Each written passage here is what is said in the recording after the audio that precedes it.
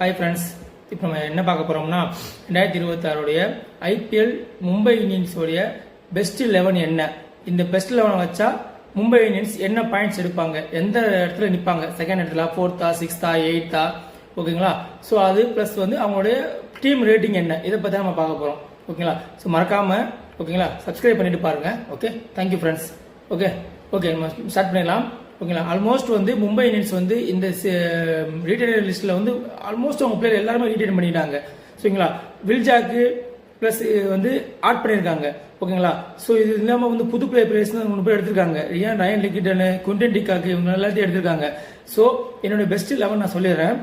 Rohit Sharma, Ryan Rickelton, Tilak Verma, Suryakumar Yadav, Hardik Pandya, நமந்தீர், Deepak சகர், ஷாண்ட்னர், அஸ்வினி குமார், இவங்க தான் ஃப்ரெண்ட்ஸ் மெயின் லெவலில் இருக்க போறாங்க. ஏன்னா 4 ஃபாரினர்ஸ் தான் விளையாட முடியும். ஓகேங்களா. ஸோ அதே மாதிரி வந்து மிச்சம் எல்லாமே வந்து இந்தியன் பிளேயர்ஸ் சொல்லுவாங்க. ஸோ 4 ஃபாரினர்ஸ் வந்து யாராவது புக் பண்ண போறாங்களோ மெயினாக அது வந்து ரொம்ப இம்பார்ட்டன் இருக்கும். இம்பாக்ட் பிளேயர் ஒருத்தர் ஆடுவாங்க, இல்லைன்னு சொல்லல. பட் இந்த மும்பை இந்தியன்ஸுக்கு கீ பிளேயர் இந்த வாட்டி வந்து வில்ஜாக் தான் ஃப்ரெண்ட்ஸ். அவரை மறந்துட்டேன்னு நினைக்கிறீங்களா? அவரை மறக்கல, கடைசியாக சொல்றேன். வில்ஜாக்ஸ் வேர்ல்டு கப்ல செம ஃபார்ம்ல இருந்தாரு. பேட்டிங் பவுலிங் ரெண்டுமே ஃபார்ம்ல இருந்தாரு. பிளஸ் வந்து இந்த ஐபிஎல் மும்பைக்கு அவர் டிசிஷன் மேக்கரா அவர் தான் இருக்க போறாரு. சப்போஸ் அவர் வந்து நல்லா பெர்ஃபார்மன்ஸ் பண்ணனா மும்பை வந்து கொஞ்சம் வந்து பின்தங்கி போவாங்க. பட் நம்ம பும்ரா பத்தி பேசி ஆகணும் இல்லையா. ஸோ நம்ம பும்ரா வந்து ஆல் டைம் 11th இருப்பார் ஃப்ரெண்ட்ஸ். அதனால அவரை பத்தி நம்ம சொல்லணும்னு அவசியமே கிடையாது. ஸோ ஓகேங்களா. நீ என்ன பும்ரா சொல்ல மாட்டேன்னு நினைக்காதீங்க. ஸோ பும்ரா வந்து நம்ம ஆல் டைம் லெவலில் இருப்பார். அதனால வந்து அவர் நம்ம சொல்லணும்னு அவசியம் இல்லை. மிச்சம் 2 பிளேயர்ஸ் பற்றி நம்ம பேசிக்கிறோம். அதாவது பும்ரா, வில்ஜாக், இவங்க 2 பேரை வச்சு தான் இந்த மேட்சே இருக்கு.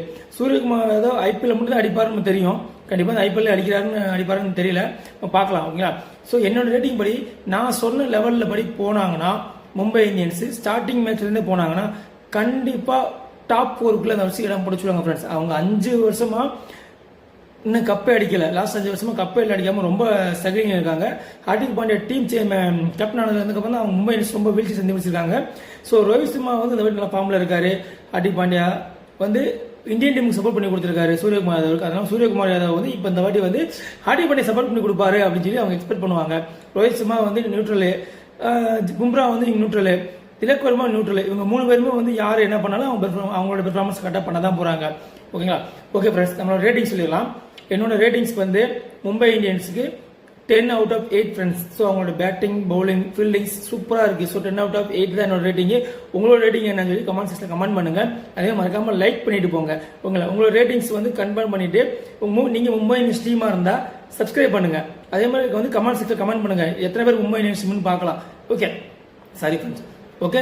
ஸோ நான் வந்து மும்பை இந்தியன்ஸுக்கு வந்து இந்த வாட்டி வந்து 10 out of 8 ரேட்டிங்ஸ் கொடுக்குறேன்.